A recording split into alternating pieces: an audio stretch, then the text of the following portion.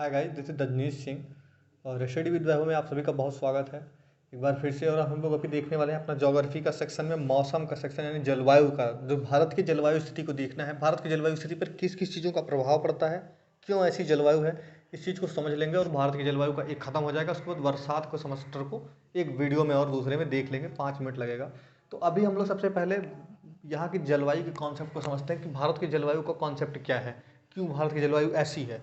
तो भारत की जलवायु या किसी भी क्षेत्र की जलवायु की स्थिति को अगर समझना है तो केवल दो चार चीज़ें कारण होती हैं समझने का। देखिए कि वहाँ उस क्षेत्र की, भारत के किसी पर्टिकुलर क्षेत्र, क्योंकि भारत बड़ा देश है, तो भारत के पूरे क्षेत्र के लिए अगर हम कहें कि भारत के पूरे क्षेत्र के लिए जलवायु की स्थिति क्या होगी, अगर ऐसी देख लिया जाए भारत का, तो एक पर्टिकुलर क्षेत्र के लिए, इस क्षेत्र के लिए जलवायु अलग होगी, इस क्षेत्र के लिए अलग होगी, इस क्षेत्र के लिए अलग होगी, ऐसी सिचुएशन आएगी।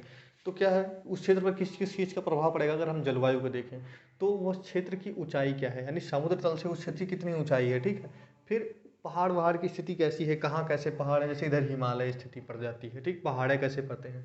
दूसरा है कि समुद्र से दूरी कितनी है, मतलब समुद्र से दूरी का मतलब समझिए, जैसे एक समुद्र से दूरी हो गई कि हम लोग समुद्र से केवल इतना दूरी है, बंगाल की खाड़ी बड़ी पड़ रही है। ठीक है, एक स्थिति हो जाती है कि समुद्र से दूरी, आप अगर रसिया को देख लेते हैं, इन क्षेत्रों को, भाई समंदर तो इनसे इतना इतना दूर है, तो यहाँ की जो स्थिति होगी मौसम की अलग होगी, क्योंकि अगर ये रूस है तो आप समझिए बात को, मैं जो क्या कहना चाह रहा हूँ। तो समुद्र से हम लोग की स्थिति कितनी दूरी पे है, हम लोग समुद्र से कैसी स्थिति में है, ये चीज़। उसके बाद अक्षांश की स्थिति क्या है, मेरे कहने का मतलब समझिए, अक्षांश की स्थिति क्या है का मतलब, अगर हम लोग एक गोलार्ध हम लोग पढ़े हैं वर्ल्ड ज्योग्राफी का सेक्शन, अभी नहीं देखे लेकिन इतना देख लिए थे, भारत का ग्लोब देखना जान रहे थे।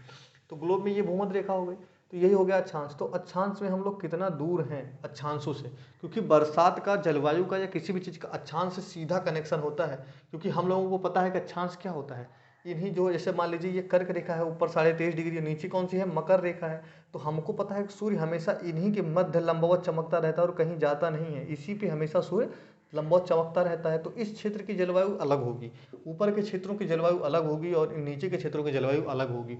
तो इसी सिचुएशन को क्या कहते हैं कि अक्षांश की स्थिति क्या है। तो तीनों स्थितियों को हम लोग ने समझ लिया, ऊंचाई, पहाड़, समुद्र, अक्षांश का क्या मैटर होता है। अभी मौसम और ऋतु को समझ लेते हैं, ज़्यादा अतिशयोक्ति नहीं करेंगे। अतिशयोक्ति का मतलब, अगर हम लोग इसको ज़्यादा फोर्स करते हैं समझने का तो बाउंस होने लगेगा। आप समझ लीजिए, बहुत बेसिक सा कॉन्सेप्ट है, अभी एक बार नहीं, दो दो बार, तीन तीन बार रिवाइज हो जाएगा, लेकिन एक साथ करेंगे तो ये अतिशयोक्ति कर देगा, आपको समझ नहीं पाएंगे। मौसम क्या होता है, मौसम नॉर्मल से कुछ भी नहीं है। मौसम जो बुक में परिभाषा मिलती है वो मिलती है कि एक पर्टिकुलरली 1 से 7 दिन या एक सप्ताह, एक 6 दिन, 5 दिन, 2 दिन, एक दिन के अंतराल पे या एक ही दिन में जिस तरह की स्थिति आपको देखने को मिल रही है, मौसम संबंधित जो परिवर्तन मिल रहे हैं वही मौसम है।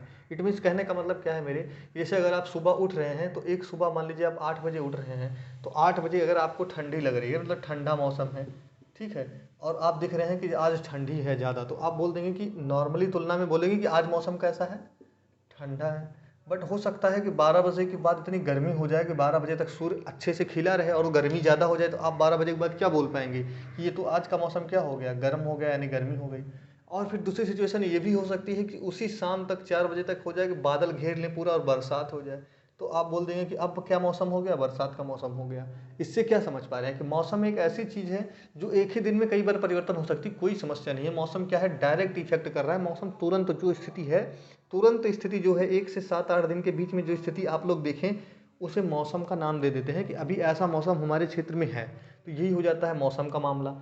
फिर आता है ऋतु का मामला, कि ऋतु क्या है, ऋतु क्या है। अब ऋतु क्या है, इसी को एक व्यापक स्तर अगर दे दिया जाए, इसी की चीज़ों को अगर 3-4 महीने के अंतराल पर देख लिया जाए कि पिछले 3-4 महीने में अगर 40 दिन बरसात हो गई, 30 दिन बरसात हुई है, 10 दिन अच्छी गर्मी हुई है, उसके बाद में देखा गया साफ मौसम रहा है, तो इसी से जो आंकड़ा निकाला जाए उसको ऋतु कहते हैं। इट मीन्स देखिए, अगर हो सकता है कि बरसात का ऋतु कब आएगा, बरसात का ऋतु, अगर किसी चीज़, किसी ऋतु को आप बरसात ऋतु का नाम दे रहे हैं, इट मीन्स वहाँ पे अधिकतर दिनों में बरसात हुई होगी, तभी तो उस ऋतु को बरसात का नाम दिया गया। अगर मौसम को देखते हैं तो मौसम तो डेली बेस पे होता है, बट अगर ऋतु का बेस होता है तो 3 से 4 महीना, 2.5-3 महीना, 4 महीना का जो होता है सेमेस्टर होता है, वो ऋतु का होता है। ठीक है, तो ऋतु क्या होती है, ऋतु का मतलब ये है कि पिछले 3-4 महीने में वहाँ की स्थिति कैसी रही, कैसा मौसम रहा, उसी को ऋतु कह देते हैं। इट मीन जैसे अभी हम लोग नवंबर में देख रहे हैं, नवंबर में देख लें, दिसंबर में देख लें, जनवरी में देख लें, तो ऐसा मौसम कैसा रहेगा यहाँ पे टेम्परेचर, तो हम लोग देखेंगे कि यहाँ टेम्परेचर डाउन रहेगा। इट मीन्स क्या रहेगा, ये लेस देन 20 रहेगा, 20 से नीचे टेम्परेचर रहेगा हमारा सेल्सियस पैमाने पे। ठीक है, पहली चीज़। बरसात बहुत कम, नाम मात्र की बरसात होती है, वो अलग की चीज़ें हैं। ठीक है। धूप खिलेगी लेकिन क्या होगी, 10 बजे के बाद धूप खिलती है, 10 से 4 तक धूप रहेगी, नॉर्मल धूप रहेगी, कोई समस्या नहीं है। इन सारे अवधारणाओं को हम देख के क्या बोल पाएंगे कि अभी मौसम कैसा चल रहा है, शीत ऋतु का मौसम चल रहा है। ठीक है, शीत ऋतु का क्यों बोल पाए, क्योंकि आंकड़ा हम लोगों ने देखा कि इतने महीने के बीच में लगभग ऐसी स्थिति रही। ठीक है, लेकिन इससे जस्ट पहले अगर आप सितंबर अक्टूबर का सेक्शन देखते हैं, सितंबर में, जुलाई में, जून में, इन सेक्शन में देखते हैं तो आप पाएंगे कि बरसात ज़्यादा हो रही है। ठीक है, आर्द्र मौसम है तो आप बोल देते हैं कि बरसात का ऋतु है। तो ऋतु 3-4 महीने के अंतराल पे चीज़ें जैसे चल रही हैं उस भौगोलिक क्षेत्र में उसको ऋतु कह देते हैं, डेली बेसिस पे कैसा है उसको मौसम कर देते हैं। और इसी चीज़ों को अगर और बड़े स्तर पे देखा जाए कि नॉर्मली इस पूरे क्षेत्र में पिछले 25-30 साल में कैसी संभावनाएं रही हैं मौसम से संबंधित, उसी को जलवायु कह देते हैं। ठीक है, मतलब अगर बहुत छोटे पे देखा जाए तो ये पर डे का अगर सेमेस्टर देखें तो मौसम का है, इससे थोड़ा बड़ा देखें तो ये क्या है, ये ऋतु का है। और इससे सबसे बड़ा देखें अगर 25-30 साल में चले जाएं, साल साल का सीधा आंकड़ा निकालें कि 25-30 साल में औसतन कैसा क्या रहा माहौल, तो उसको क्या कहते हैं, जलवायु कह देते हैं। ठीक है, और जलवायु पे किस चीज़ का इफेक्ट पड़ता है, सबसे पहले हमने यही देखा। तो जलवायु पे इन चीज़ों का इफेक्ट पड़ता है, तभी जलवायु ऐसी रहती है। ठीक, अब इससे आप लोग अभी बात किया जाए तो इस पर बहुत बात की जा सकती है, बहुत दिक्कत होगी समझने में भी आपको, लेकिन बहुत नॉर्मल सिचुएशन में समझ लीजिए कि भारत की जलवायु कैसी है। तो भारत में आप पाएंगे कि इतना बरसात हो रहा है, 200 सेंटीमीटर से कम, 100 सेंटीमीटर से ज़्यादा बरसात हो जाती है। लगभग टेम्परेचर 20-22 बना रहता है, 20-25 तक औसतन टेम्परेचर बना रहता है। गर्मी में भी ठीक ठाक गर्मी हो जा रही है। ठीक है, जैसे कि आप देख रहे हैं 50 तक टेम्परेचर चला जाता है कुछ कुछ क्षेत्रों में। तो इन सारे सिचुएशन को देखते हुए, भारत के अक्षांशीय विस्तार को देखते हुए, भारत के पहाड़ी क्षेत्र जो हिमालय का विस्तार देख के, समुद्र से कितनी दूरी है सब देखते हुए, भारत को क्या कहा जाता है कि भारत कैसा है, भारत की जलवायु उष्णकटिबंधीय मानसून में आती है। अब भारत की जलवायु उष्णकटिबंधीय मानसून में केवल भारत की ही नहीं आती, वर्ल्ड ज्योग्राफी के सेक्शन में जब हम लोग पढ़ते हैं, एक सेकंड सॉरी देख लीजिए, एक सेकंड बस रुकते हैं, कोई कैमरा मैन नहीं है, मैं खुद ही करता हूँ भाई, तो एक सेकंड रुक जाइए। चलिए अभी चीज़ों को देखते हैं, तो इसको देख लिए हम। तो जो जलवायु का सेक्शन हम लोग देखते हैं, एक्चुअल में जलवायु एक बहुत व्यापक चीज़ है। जलवायु केवल ऐसा ही नहीं होगा कि भारत में ही ऐसी जलवायु मिलेगी। ठीक है, देखिए सिचुएशन देखिए क्या बता रहा हूँ। अगर आप लोग ये वर्ल्ड का मैप देख रहे हैं, ठीक है, ये हो गया नॉर्थ अमेरिका, ये हो गया साउथ अमेरिका, ये हो गया यूरोप का क्षेत्र। ठीक है, इधर हो गया आपका ये एशिया वाला क्षेत्र पूरा। ठीक है, एशिया का क्षेत्र और इधर का बना लीजिए। उसके बाद में अगर हम लोग देखते हैं, इधर हो गया अफ्रीका। ठीक है, ये पूरा यूरोप ही बना दीजिए। इधर ये हो गया अफ्रीका का क्षेत्र। ठीक है, उसके बाद में अफ्रीका का हो गया, इधर का हो गया ऑस्ट्रेलिया का क्षेत्र, इधर कुछ द्वीप वगैरह हो गए और चीज़ें हो गई। इधर भारत को निकाल दीजिए हल्का फुल्का। तो अब ऐसे देखते हैं, तो अगर ये ग्लोब पे इधर 0 डिग्री रेखा है, कहीं भी 0 डिग्री और नीचे बनाना था मुझे, लेकिन समाधान समझाने के लिए है। अगर ये 0 डिग्री रेखा है तो 0 डिग्री रेखा से 23.5 डिग्री नॉर्थ पर और 23.5 डिग्री साउथ पर, यानी मकर रेखा और कर्क रेखा के मध्य में जो सिचुएशन बनती है वो किस जलवायु की बनती है, वो उष्णकटिबंधीय जलवायु के सेक्शन बनता है। उष्ण क्या होता है, गर्म कटिबंधीय क्षेत्रों में बहुत उष्ण रहेगा, बहुत गर्म से रहेगा। इन क्षेत्रों में अगर इतना कोई बोल दे उष्ण क्षेत्र है, तो 2-3 चीज़ समझिए कि यहाँ गर्मी ज़्यादा रहेगी क्योंकि सूर्य की स्थिति यहाँ हमेशा बनी रहेगी। दूसरी चीज़, यहाँ बरसात बहुत ठीक ठाक होती रहेगी क्योंकि सूर्य है। तो क्या होता है, टेम्परेचर जो है ज़्यादा रहेगा और दाब कम रहेगा। एक सेक्शन यहाँ लिखा है, ताप और दाब का एक रिलेशन लिखा है। तो दाब अगर बढ़ाया जाएगा तो ताप अपने आप कम हो जाएगा।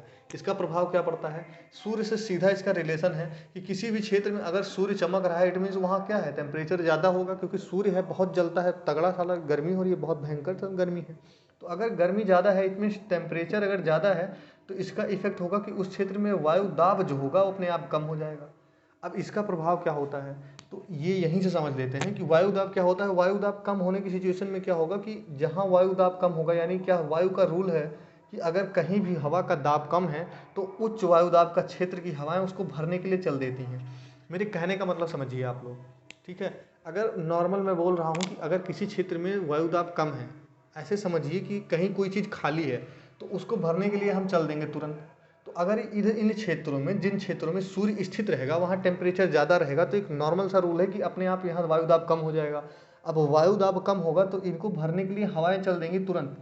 ठीक है, अब यही हवाएं किन क्षेत्रों से गुजर रही हैं, उसी का इफेक्ट होता है कि आपको मानसून में मौसम में बरसात वगैरह की सिचुएशन देखने को मिलती है भारत के क्षेत्रों में। तो क्या होता है, एक क्षेत्र समय ऐसा आता है कि जब ये हवाएं भारत के मैदानियों को भरने के लिए चलती हैं तो बीच में समंदर वगैरह पड़ेंगे और ठीक ठाक मात्रा में पानी पा जाती हैं, यानी वाटर कंजर्वेट कर लेती हैं, तो जाती हैं तो भारत के तटों पर अच्छी खासी बरसात करती हैं। आगे यही को समझना है। उसके बाद अभी ताप दाप का सिचुएशन के लिए इतना समझिए कि किसी क्षेत्र में अगर सूर्य स्थित है तो सबसे सही सटीक आप बोल सकते हैं कि वहाँ पे ताप ज़्यादा होगा, और ताप अगर वहाँ ज़्यादा होगा इट मीन्स वहाँ पे दाब क्या होगा, कम होगा। ये पूरा प्रैक्टिकल का क्षेत्र है, आप दिमाग पे केवल इसको समझना है, बाकी कुछ रटना ही नहीं है कि अगर ताप ज़्यादा है तो दाब कम हो जाएगा। दाब कम होने का मतलब ये है कि वायु दाब वहाँ कम है अगर, तो इट मीन्स ज़्यादा वायु दाब के क्षेत्र के वायु उधर भरने के लिए चले जाएंगे। आप समझिए कि एक टंकी के जब सिलेंडर की टंकी आप भराने जाते हैं तो जो खाली टंकी होती है उसमें वायु दाब बहुत होता है कम, और जो भरी हुई सिलेंडर की टंकी होती है उसमें वायु प्रेशर बहुत ज़्यादा होता है। किसी किसी टंकी में आप लोग देखते हैं टंकी फट जाती है, क्यों? क्योंकि उसमें वायु प्रेशर बहुत ज़्यादा हो जाता है। टंकी अगर कमज़ोर है तो फट जाएगी। तो अगर उस पर प्रेशर ज़्यादा है और दूसरी वाली ये प्रेशर कम है तो जब टंकी को उसमें लगाया जाता है तो आराम से हवा उसमें चली जाती है, लेकिन एक लिमिट तक ही जाएगी। जब दोनों में दबाव बराबर हो जाएगा हवा कदापि नहीं जाएगी। तो यही सेम सिचुएशन होती है हवा में कि अगर ताप ज़्यादा है तो हम लोग एक दिमाग लगा लिए कि दाब हो जाएगा कम, और दाब कम होगा तो उच्च वायु दाब वाली हवाएं उसको भरने के लिए आएंगी। अभी इसका इफेक्ट हम लोग भारत के क्षेत्र में देखेंगे। हड़बड़ाइए बिल्कुल नहीं, बहुत नॉर्मल सा कॉन्सेप्ट है, समझ जाएंगे। अब देखिए मैंने क्या बोला था कि वर्ल्ड के जितने भी क्षेत्र होंगे मकर रेखा और कर्क रेखा के बीच में पड़ेंगे, ये वही होंगे उष्णकटिबंधीय क्षेत्र में। तो भारत भी पड़ता है, तो भारत में कर्क रेखा हमने पढ़ा था उस सेक्शन में कि कर्क रेखा बीचों बीच से गुजरती है। तो इतना क्षेत्र तो 100% श्योर है कि उष्णकटिबंधीय क्षेत्र में है। और इसके ऊपर वाला उष्णकटिबंधीय है या नहीं, इसकी सिचुएशन क्या पड़ जाती है कि हिमालय पर्वत की स्थिति की अवस्था से स्थिति एक विशेष स्थिति दे देती है भारत को। इसलिए भारत का लगभग क्षेत्र जो आ जाता है उष्णकटिबंधीय में आ जाता है। क्यों? क्योंकि जिन हवाओं का प्रभाव पड़ना चाहिए भारत पे, यानी जिन शीत हवाओं का पड़ना चाहिए जिससे इधर की जलवायु शीतोष्ण हो जाए, वो हवाएं तो भारत में प्रवेश ही नहीं कर पाती। हिमालय एज अ दीवाल खड़ा है, पूरी तरीके से समझ लीजिए एक बहुत ऊंची दीवार है। अगर हम भारत को मैप को देख रहे हैं, भारत के मैप को मैं आपको नॉर्मल बना के दे देता हूँ, तो अगर हम लोग भारत के मैप को देख रहे हैं तो हम इतना अनुमान लगा पाएंगे इससे कि भारत का जो है, अगर हमको पता है कि इस क्षेत्र में एक बढ़िया 3 श्रृंखलाओं की दीवार है। 3 श्रृंखलाएं कम नहीं होती, समझ लीजिए एक जेल की 3 दीवार है, और ये बहुत ऊंची ऊंची दीवारें हैं, छोटी मोटी दीवारें नहीं है, इतनी ऊंची ऊंची दीवारें हैं कि आप समझ लीजिए इनको नांग पाना बहुत कम है। तो जो हवाएं इधर से चल के आती हैं, अभी क्यों चल के आती हैं ये भी मैं आपको बता रहा हूँ। अब देखिए सिचुएशन है, एक ही साथ 2-3 कॉन्सेप्ट नहीं समझ सकते, बस अभी इतना समझिए कि इधर हवाएं प्रवेश नहीं कर सकती क्योंकि क्या है, हिमालय पर्वत है। और जो हवाएं इधर से आएंगी 23.5 तक के लिए, जो आप नॉर्मल निम्न दाब में पढ़ेंगे कि 23.5 तक उपोष्ण बनेगा, उष्ण बनेगा, यानी यहाँ तक बरसात होगी। तो अगर उष्ण होगा 23.5 तक, तो इधर क्यों उष्ण हो जा रहा है? तो इधर उष्ण इसलिए हो जा रहा है क्योंकि यहाँ हवाएं खाली हैं, क्योंकि बाहर की हवाओं का इसमें प्रवेश ही नहीं है। तो जब शीत ऋतु की हवाएं यहाँ आ नहीं रही हैं तो कहीं की तो हवा जाएगी, क्योंकि यहाँ दाब का क्षेत्र जो बना है क्या है, दाब का क्षेत्र निम्न है, क्योंकि टेम्परेचर तो यहाँ ज़्यादा चल रहा है। तो टेम्परेचर ज़्यादा चलेगा तो आराम से इधर हवाएं ये प्रवेश कर जाती हैं। इसलिए लगभग संपूर्ण भारत के क्षेत्र की स्थिति जो मिलती है उष्णकटिबंधीय क्षेत्र की मिल जाती है। यही हिमालय ना होता तो थोड़ा बहुत दिक्कत होती। हिमालय ना होने की वजह से 23.5 के ऊपर जो है, एक्चुअल में क्या है, 23.5 तो एक बॉर्डर लाइन है। अगर यहाँ ज़्यादा बरसात होगी फिर वहाँ इससे कम, फिर यहाँ इससे कम, यहाँ इससे कम, यहाँ इससे कम, 23.5 के ऊपर बरसात होने की संभावनाएं कम हो जाती हैं अगर विशेष स्थिति ना हो। बट भारत में हिमालय एक ऐसी स्थिति दे देता है जिससे यहाँ बरसात होती है, क्योंकि जो भी उठती हैं हवाएं या जो भी बादल बनते हैं वो इसको क्रॉस करके जा ही नहीं सकते, और ना उधर वाले इधर आ सकते हैं। तो इसका इफेक्ट होता है, ठीक ठाक बरसात हो जाती है। ठीक है, एक ही साथ चीज़ों को मत समझिए। अब देखिए हम लोग समझ रहे थे इसको, अब यहाँ से एक चीज़ समझ लीजिए, फेरल का नियम समझना है आपको। फेरल के नियम को समझना है और ITC-Z को समझना है। तो ITC-Z को लगभग आप समझ चुके हैं कि अगर सूर्य जहाँ भी होता है, सूर्य मान लीजिए कर्क रेखा पे चमक रहा है, तो सूर्य के इधर 5-6 डिग्री तक और इधर 5-6 डिग्री सेल्सियस तक, मतलब नॉर्थ। अगर सूर्य का कर्क रेखा पे मान लीजिए अगर सूर्य चमक रहा है तो 5 डिग्री इधर का क्षेत्र आप ले लीजिए और 5 डिग्री नीचे का क्षेत्र ले लीजिए। इट मीन्स अगर मैं बोल दूं कि कर्क रेखा पे गुजरात में सूर्य चमक रहा है तो गुजरात के ऊपर आधा राजस्थान का क्षेत्र ले लीजिए और इधर आधा आप मध्य प्रदेश से थोड़ा और नीचे तक का क्षेत्र लीजिए। ऐसा क्षेत्र होगा जो ITC-Z का क्षेत्र होगा। ITC-Z का क्षेत्र होगा। ITC-Z का मतलब क्या लिखा है यहाँ पे आप लोग देख ही रहे हैं कि इंटर ट्रॉपिकल कन्वर्जन जोन। एक ऐसा क्षेत्र होता है कि यहाँ जहाँ सूर्य होगा, तो अभी एक पेपर में पूछा, मैं जो बोल रहा हूँ थोड़ा पैची मत करिए, जो पेपर में पूछा कि ITC-Z जो होता है यहाँ पे वायु दाब क्या होता है, तो आपको पता है कि ITC-Z का मतलब ही ये है कि यहाँ सूर्य की स्थिति है। सूर्य अवस्थित है, इंटर ट्रॉपिकल कन्वर्जन जोन में ही होता है कि सूर्य वहाँ स्थित होता है। तो सूर्य अगर यहाँ है, इट मीन्स यहाँ का ताप ज़्यादा होगा। रूल अभी आपने पढ़ा कि ताप ज़्यादा होगा तो दाब अपने आप कम होगा। तो पेपर में पूछ लिया कि जहाँ जो है ITC-Z में वायु दाब क्या होता है, तो वायु दाब जाहिर सी बात है कम होगा। इतना यहाँ समझ गए। दूसरी पूछा चीज़ कि ITC-Z का क्षेत्र जो होता है वहाँ पे हवाएं कैसे चलती हैं। तो ITC-Z में क्षेत्र क्या होता है, अगर आप ही देखिए कि वायु दाब कम हो गया, वायु पे दाब कम हो गया, और जब दाब कम हो जाता है जिस क्षेत्र में, वहाँ हवाएं ऊपर की तरफ भागती हैं। ठीक है, तो यहाँ क्या होता है, हवाएं ऊपर की तरफ भागती हैं, यानी ऊपर जाने लगती हैं, भाप की संरचना ले लेंगी, समझ लीजिए कि जा रही हैं ऊपर की तरफ, अंतरिक्ष की तरफ पलायन कर रही हैं। तो इस सिचुएशन में क्या होगा कि ये क्षेत्र पूरा खाली होता नजर आएगा। अब इसी क्षेत्र को भरने के लिए मैंने अभी बोला कि ताप अगर ज़्यादा है और दाब कम है तो हवाएं बाहर से आएंगी इसको भरने के लिए। अब हवाएं तो इधर से भी आनी चाहिए भरने के लिए और इधर से भी आनी चाहिए भरने के लिए। ठीक है, हवाएं तो इधर से भी आनी चाहिए भरने के लिए, नीचे से भी और ऊपर से भी। बट सिचुएशन यहाँ ऐसी बन जाती है कि हिमालय की एक बहुत अच्छी खासी श्रृंखला की वजह से इधर की हवाएं तो ना के बराबर प्रवेश करेंगी, जीरो प्रवेश करेंगी, शून्य है, आना ही नहीं है। और इस क्षेत्र को भरना तो जरूरी ही है। समझ लीजिए गड्ढा है तो गड्ढे को तो भरना जरूरी ही है। अब इसको भरेगा कौन, इसको भरेंगे इधर के मानसून, यानी किधर के, इसी को कहते हैं दक्षिण पश्चिम मानसून जब आता है, अभी आप उस सेक्शन में पढ़ेंगे। तो इधर की हवाएं इसको भरने के लिए जाएंगी। अब इधर की हवाएं क्या करती हैं, लंबा ट्रैवल करके आती हैं और समुद्रों से ठीक ठाक मात्रा में जल रहता है, तो जब यहाँ प्रवेश करेंगे तो ठीक ठाक बरसात हो जाती है। ये सिचुएशन हो जाती है ITC-Z की। तो आपसे ITC-Z पढ़ता है, पूछता है, तो दो चीज़ें आपको पता होंगी कि सूर्य यहाँ लंबवत चमकता है, उसके ऊपर 5 डिग्री इधर, 5 डिग्री इधर का सेक्शन का होता है, ITC-Z का होता है, यानी कि वहाँ इंटर ट्रॉपिकल कन्वर्जन जोन बन जाता है, जो कि निम्न वायु दाब का क्षेत्र है। और निम्न वायु दाब के क्षेत्र की वजह से हवाएं ऊपर बढ़ेंगी और उन्हीं हवाओं को भरने के लिए समुद्र से या आसपास के क्षेत्रों से हवाएं तेजी से उसको फिल करने के लिए आगे आएंगी। और वही हवाएं अगर आर्द्रता ग्रहण कर लेती हैं किसी भी क्षेत्र से, तो उन क्षेत्रों में बढ़कर बादल का आकार लेंगी और संघनन होगा और बरसात होगी। संघनन बरसात का एक अजीब रिलेशन है, वो भी हम लोग पढ़ लेंगे। कैसे पढ़ते हैं आप लोग अभी आराम से बता देंगे। तो यहाँ तक का सेक्शन हो गया होगा। अब मानसून की शाखाओं को देखना है। फेरल का नियम नहीं बताया मैंने आपको, फेरल का नियम बता देता हूँ, उसके बाद मानसून को पढ़ते हैं। तो अगर आप लोग ग्लोब देखते हैं तो फेरल साहब एक से ज़्यादा गोल नहीं बनाए, लेकिन चलिए देखिए। तो फेरल साहब ने कहा था कि पृथ्वी क्या कर रही है, राउंड राउंड एक अपने अक्ष के तरफ राउंड राउंड घूम रही है। और इस राउंड राउंड घूमने की स्थिति की वजह से जो भारत में आप लोग नॉर्मल देखते हैं 0 डिग्री अक्षांश, यानी कि जो देखते हैं आप लोग भूमध्य रेखा, तो कहते हैं कि भूमध्य रेखा के जो उत्तर का क्षेत्र है यहाँ पे, और इधर का जो होता है दक्षिणी अक्षांश होता है। तो कहता है अगर दक्षिणी अक्षांश से कोई हवा घुसेगी, मतलब कि हाँ उत्तरी अक्षांश को घुसने का प्रयास करेगी, यानी 0 डिग्री अक्षांश को क्रॉस करेगी, तो ऐसी हवा अगर क्या हो रही है कि इधर को जा रही है, इट मीन्स किधर को जा रही है, अभी मैं लिख दे रहा हूँ। इट मीन्स अगर ये हवा उत्तर और पश्चिम को जा रही है तो ये हवा जस्ट इसके एंटी इधर को घूम जाएगी, किधर को घूम जाएगी, इस क्षेत्र को। इस क्षेत्र को क्या नाम देंगे, इस क्षेत्र का नाम होता है उत्तर पूर्व। ठीक है। अब फेरल का नियम क्या कहता है कि अगर, अब देखिए नॉर्मल लिख लीजिए कि दक्षिणी गोलार्ध की हवाएं अगर उत्तरी गोलार्ध में प्रवेश करेंगी तो वो उत्तर पश्चिम से चलने वाली हवाएं किधर को घुस जाएंगी, ये उत्तर पूर्व की तरफ घूम जाएंगी। यानी उत्तर पूर्व की जो पश्चिम से हवा चलेगी, उत्तर उत्तर कॉमन रहनी चाहिए, पश्चिम की हवा डायरेक्ट जाके पूर्व की तरफ घूमेगी। इसी के पहले उत्तर लगा लीजिए, तो इससे आपको पता चल जाएगा। मेरे कहने का मतलब है अगर ये रेखाएं हैं और ये रेखाएं यहाँ जा रही हैं, तो जैसे इसको क्रॉस करेंगी इधर को चलने लगेंगी। ठीक है, ऐसा समझिए। और यही सेम सिचुएशन क्या होगी, अगर हवाएं उत्तरी अक्षांश से दक्षिणी अक्षांश में जा रही हैं तो क्या होगा, तो ये क्या करेंगी, इधर से क्रॉस कर रहे हैं तो जब इधर को ऐसे आएंगी ना तो सेम इधर को घूम जाएंगी। समझिए बात को। इट मीन्स क्या है कि अगर उत्तर पूर्व की हवा है तो वो किधर चली जाएगी, इधर का क्षेत्र क्या होता है, अगर इसको ऐसे नॉर्मल देखें तो किस तरफ को घूम रही है ये, तो ये क्षेत्र आपका क्या बन जाएगा, उत्तर पश्चिम का क्षेत्र मान लीजिए। अगर आने की सिचुएशन के हिसाब से तो अलग है, लेकिन देखने की सिचुएशन में आपको ये है, लिखा यही मिलेगा पेपर में। ठीक है, दक्षिण पश्चिम उत्तर पश्चिम, बस आप इतना समझ लीजिए कि हवाएं घूम जाती हैं इधर को, और इधर की हवाएं आएंगी तो इधर को घूम जाएंगी। आपको बस इतना समझना है, इससे आप मानसून को रिलेट करा पाएंगे। ठीक है, कैसे रिलेट करा पाएंगे, अब मानसून के सेक्शन में हम लोग थोड़ा घुसने का प्रयास करते हैं। देखिए मानसून के सेक्शन में हम क्या करेंगे।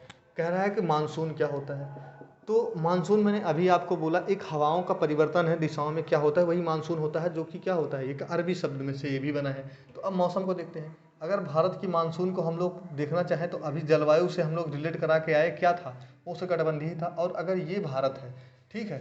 भारत की स्थिति को हम लोग और अच्छे से बेहतर तरीके से बनाने का थोड़ा अब प्रयास करेंगे, क्योंकि अब बनाना बहुत ज़रूरी है।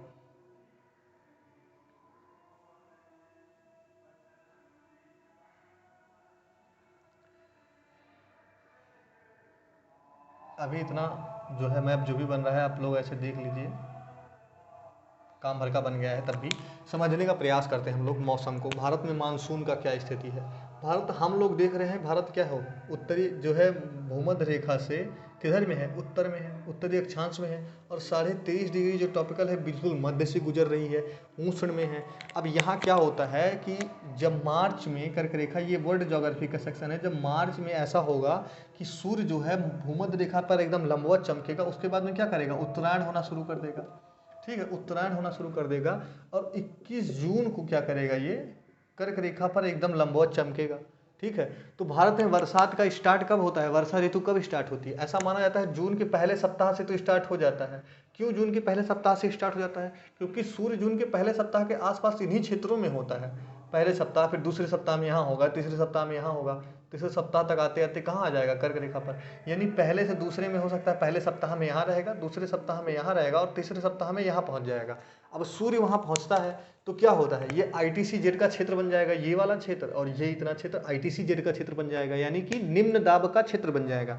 अब निम्न दाब के हिसाब से फिर क्या कहेंगे, फेरल कहते हैं कि मानसूनी हवाएं इधर से घुसना प्रयास करेंगी, इन्हीं को क्या कहते हैं, मानसूनी हवाएं कहते हैं। मानसूनी हवाएं कहाँ चलती हैं, मानसूनी हवाएं कर्क रेखा और मकर रेखा के बीच में चलती हैं, इन्हें व्यापारिक रेखाएं भी कहते हैं। ठीक है, लेकिन हमसे अभी कोई मतलब नहीं, हम केवल हवाओं को समझ रहे हैं। या व्यापारिक हवाएं जो होती हैं, जो कहाँ चलती हैं, जो कर्क रेखा और मकर रेखा के बीच में चलेंगी, ये हवाएं क्या करेंगी, जहाँ निम्न वायुदाब का क्षेत्र होता है उन्हीं को भरने के लिए बढ़ती हैं। अब ये हवाएं जब क्या करेंगी, क्रॉस करेंगी किसको, भूमध्य रेखा को, जस्ट किधर घूम जाएंगी, इधर को घूम जाएंगी, इधर को घूम जाएंगी। ठीक है, इधर को अभी हम लोग पढ़ चुके हैं कैसे घूम जाएंगी। अब ये क्या करेंगी, मानसून शाखा क्या करेंगी, ये भारत में प्रवेश करेंगी। क्यों, क्योंकि इनको जाना यहाँ पे है, जिस क्षेत्र में सूर्य है उसी क्षेत्र में इनको जाना है। जब सूर्य यहाँ है, यानी 1 जून के आसपास जब सूर्य यहाँ कहीं चमक रहा है, तब ये इधर को प्रवेश करने का प्रयास करेंगे। अब ये क्या करते हैं, जब प्रवेश करते हैं, आप लोग मैप देखिए तो इधर हिंद महासागर है। अब हिंद महासागर से जब ये गुजरेंगे तो क्या करेंगे, पर्याप्त तो मात्रा में ये क्या करेंगे, जल ग्रहण कर लेंगे। क्यों, क्योंकि इधर गर्म है हवाएं, गर्मी बहुत ज़्यादा है, हवाएं बहुत गर्म हैं, और जैसे नम सिचुएशन पाती हैं, नर्म सिचुएशन पाती हैं, तो इनमें काफ़ी आर्द्रता हो जाती है। अब देखिए एक सिचुएशन क्या होती है, एक सिचुएशन और फैक्ट समझ लीजिए, साइंस का रूल है, जल क्या करेगा, जल जो होता है एक सतत प्रक्रिया है, जल का तो बहुत ही तेज क्या होता है, तापमान का वहाँ जो है इधर उधर बढ़ जाता है, तो जल बाद में गर्म होता है अपेक्षा पृथ्वी की। पृथ्वी पहले गर्म हो जाएगी, अगर पृथ्वी पे धूप लग रही है तो पहले तपने लगेगी, बाद में जल तपता है। अब यहाँ ताप जो है सब लोग सब सिचुएशन में तो बराबर पड़ रहा है धूप, लेकिन जो पृथ्वी होती है, जैसे ये पूरी पृथ्वी का सेक्शन है, ये पहले गर्म हो जाएगा अपेक्षा इसके।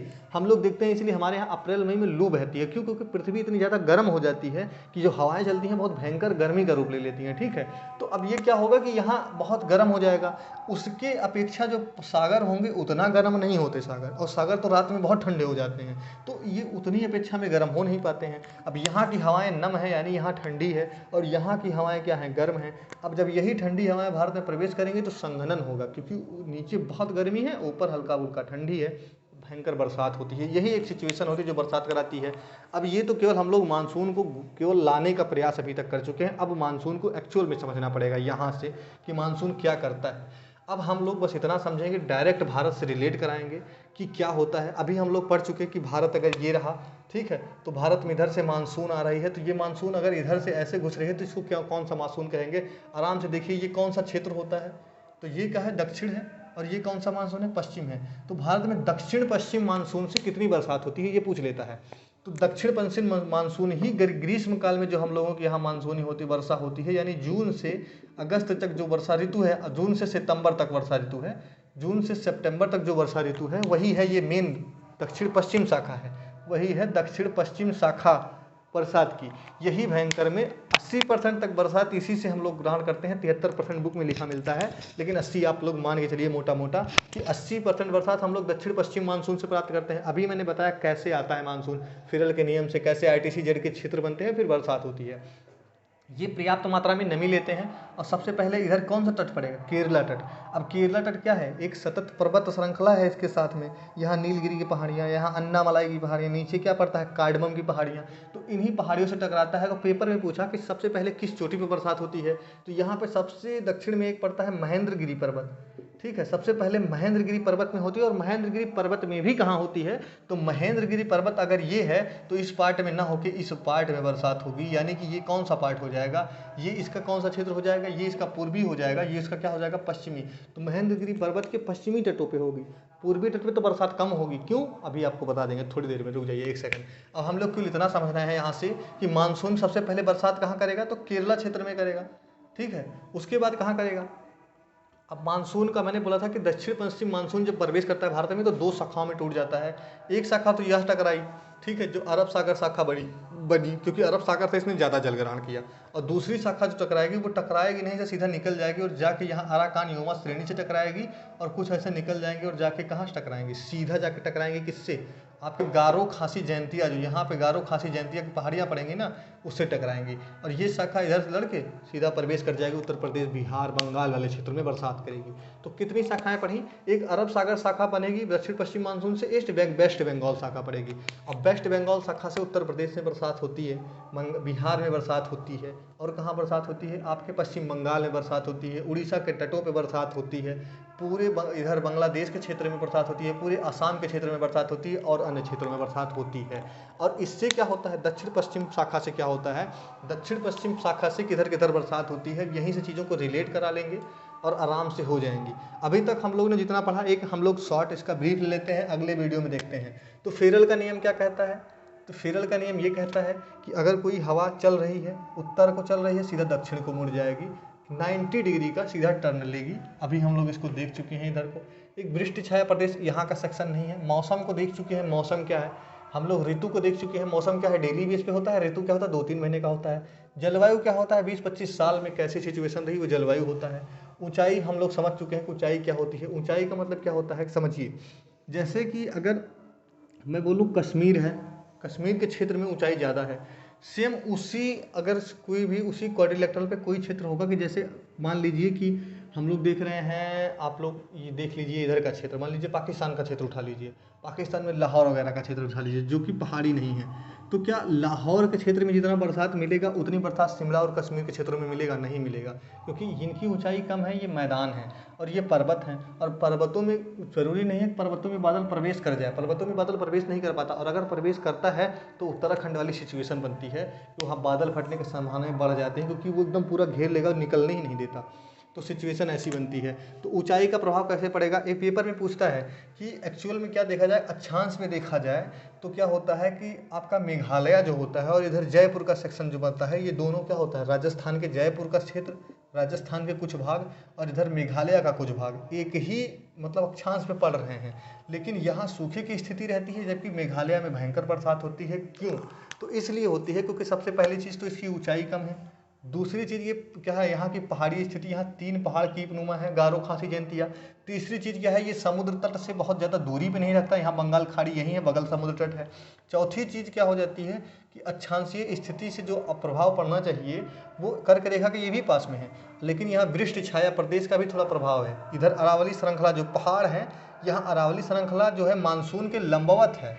मानसून जब आएगा तो इसे सीधा निकल जाएगा, अभी हम लोग पढ़ेंगे उसमें। लेकिन जो यहाँ पे मानसून आएगा वो इसी कीप में फंस जाएगा और भयंकर बरसात करेगा। इसीलिए क्या होता है, दुनिया के सबसे ज़्यादा बरसात वाला क्षेत्र माचित्राम का निर्माण हमारे यहाँ है।